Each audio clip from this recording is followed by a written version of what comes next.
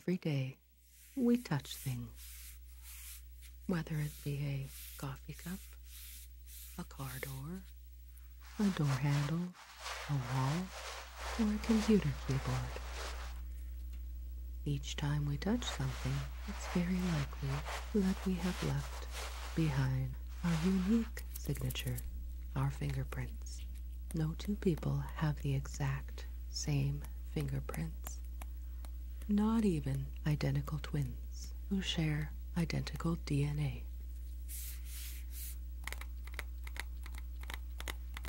Fingerprints can be used in many different ways.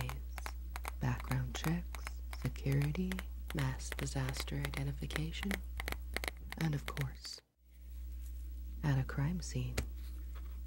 Fingerprint analysis remains an extremely valuable tool for many people in law enforcement.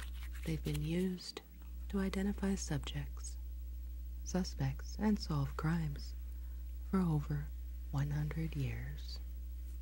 Latent prints, or invisible prints, are not really visible to the naked eye. As a result, latent prints must be developed to be made visible in some way. So you can see that is what I am doing here with the twirling capillary action motion of the fingerprint duster. This particular model is called the Zephyr Fingerprint Duster. One of the most common methods for developing and collecting these latent fingerprints, in addition to the duster, is applying a smooth or non-porous surface with fingerprint powder. In this video, because of the mess that the powder will leave behind, I have chosen only to demonstrate the twirling technique, the lifting and pressing technique, minus the mess.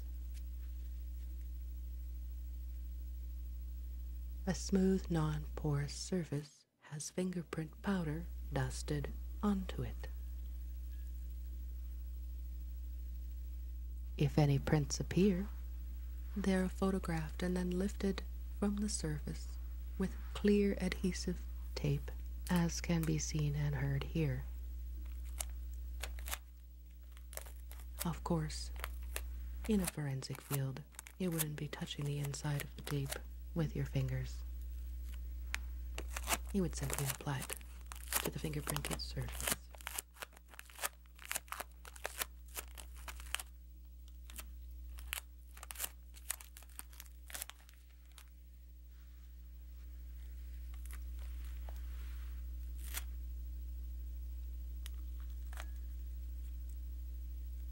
The lifting tape is placed onto this latent print and then is lifted to preserve the print and then placed on a latent lift card to increase visibility and contrast.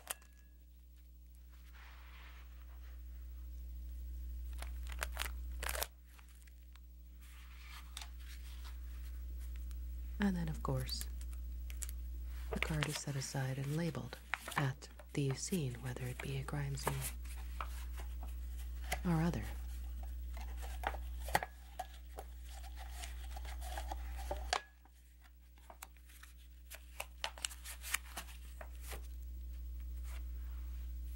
Now, fingers, as you can hear in this example, are no longer coated with perspiration or sweat. Fingerprints often leave behind oils in the shape of swirls and friction ridges, creating these invisible prints on everything that is touched. The perspiration, the sweat, and the residues of oils is the substance that the powder applied in a very, very small amount onto the bristles of the fingerprint brush. This is what the powder will pick up. This brush here is a fiberglass brush. Dusting also involves using a camel hair brush.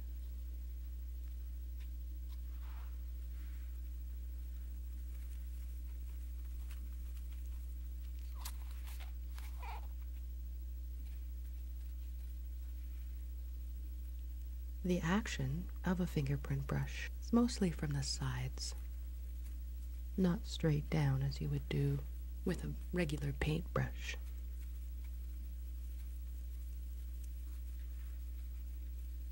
The contact of the bristles to the surface releases the powder held by capillary action, which is that back and forth swish swish movement that you will see in this video.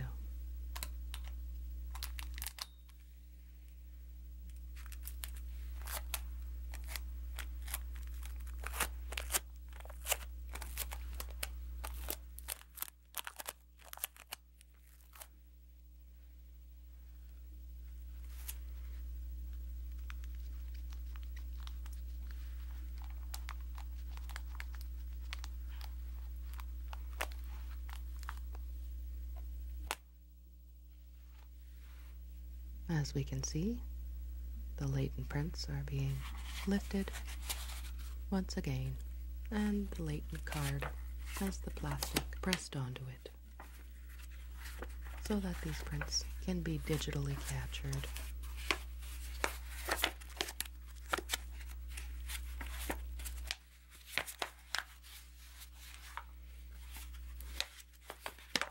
Here we have a lovely blue light bulb. I think we're probably going to get some really great prints off of this one. Again, in the field of forensic science, you wouldn't grab something that is fingerprinted up and press on it with your gloves. You'd probably just place it against a small raised surface and gently dust.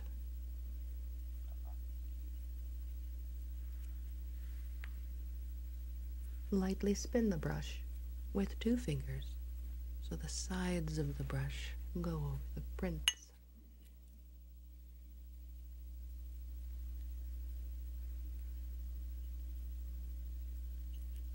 And this brush makes a lovely swooshing motion, and it captures the light quite well, I think.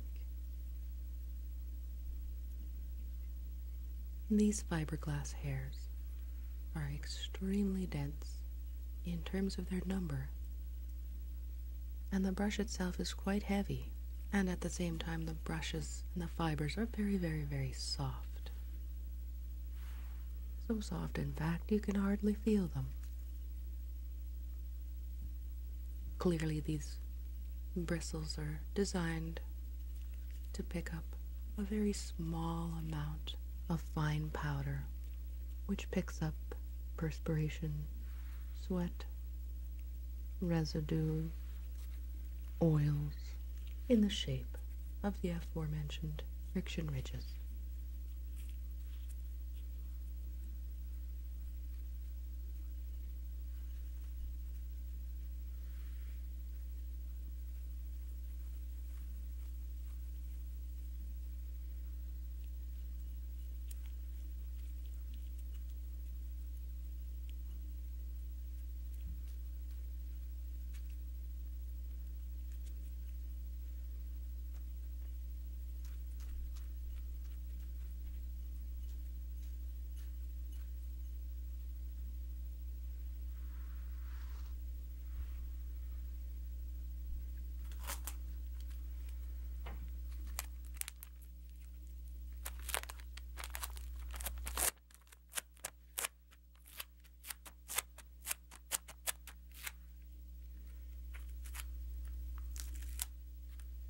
Here again, we have a plastic piece of tape, and it looks like we have found a print right there. Placing that on the area of the print, grasping the sides of the tape with the thumb and the middle finger, pressing down with the forefinger, making a delightful tapping sound.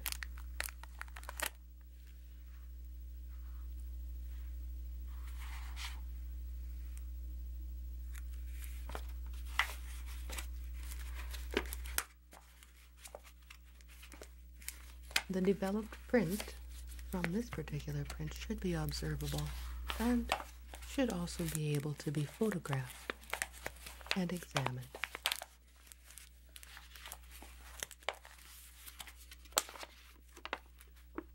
Fingerprints are very incriminating in many different kinds of cases because it's one of the most reliable forms of identification.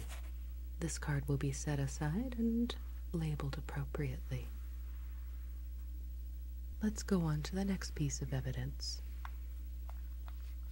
A small clock that is clearly broken. They say a broken clock is right twice a day.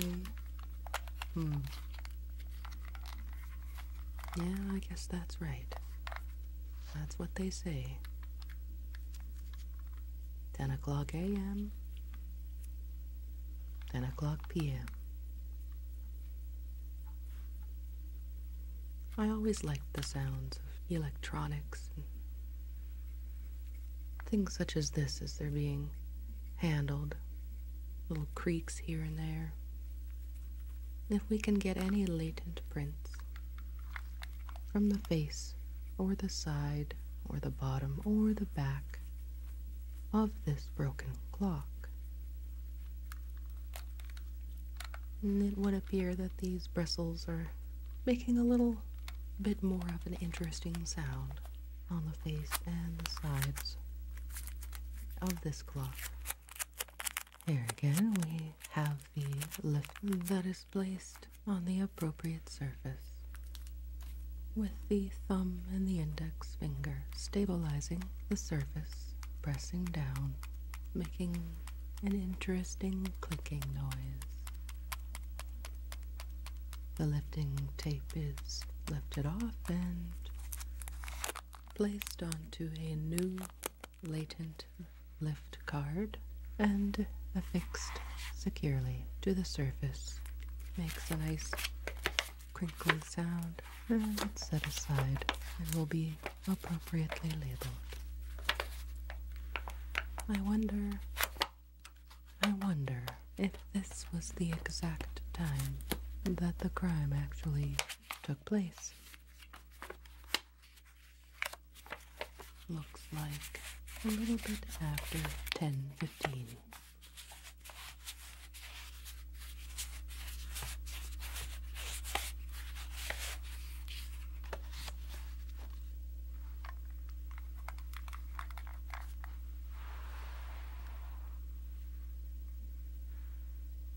Next, we have this lovely yellow cup and matching yellow saucer.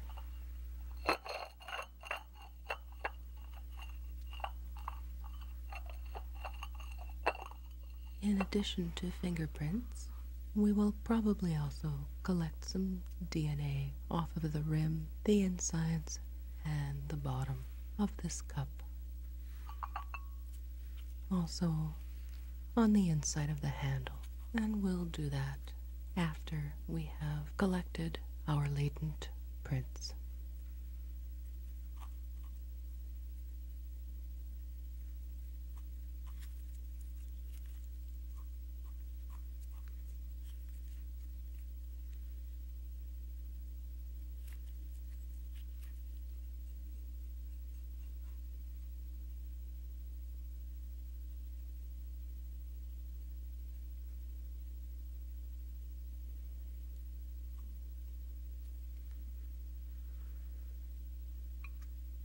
Looks like we just found a latent print. And now we are applying the lifting tape, adhering it to the surface very firmly.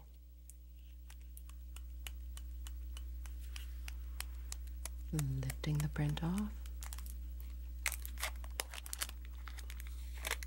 And applying it to a fresh latent lift card. Set that card down on the surface right next to the saucer.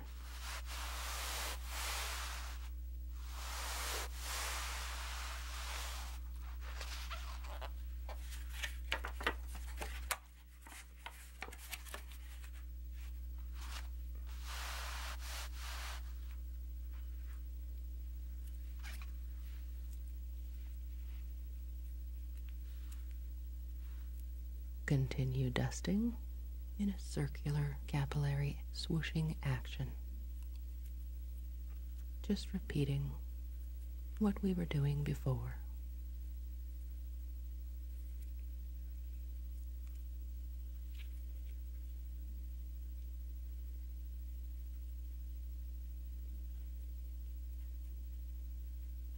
It would appear that another set or another single latent print has been discovered. Affixing the tape to the bottom surface of the cup. There. Set it down, stabilize it, lift it up, and affix it to the same latent lift card. Make sure that is affixed securely, and then it is set aside.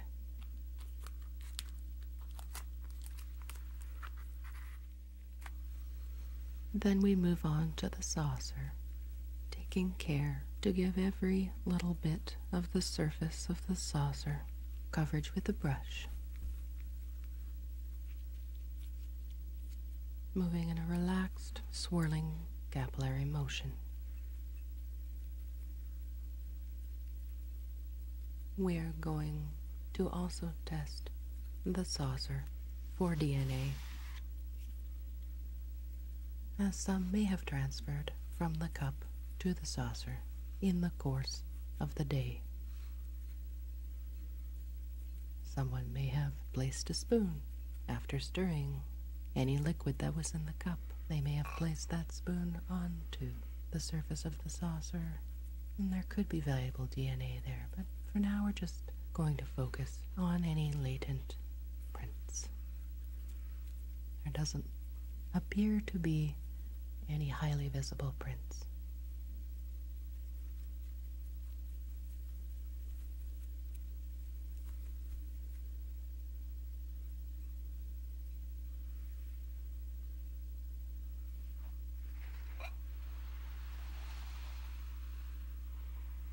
I hope you have enjoyed this tutorial with the Zephyr Fingerprint Dusting Brush. Now it is time for the brush to go back into its case, and if this brush had powder on it, the powder would be cleaned off and put back into its protective case.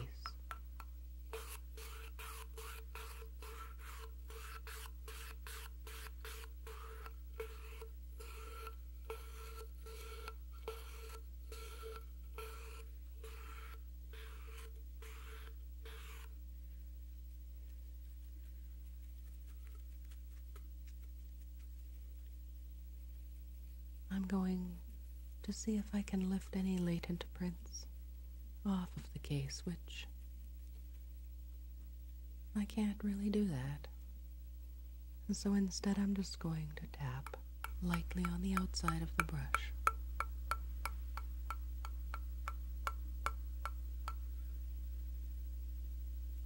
And then put the brush back in the protective case.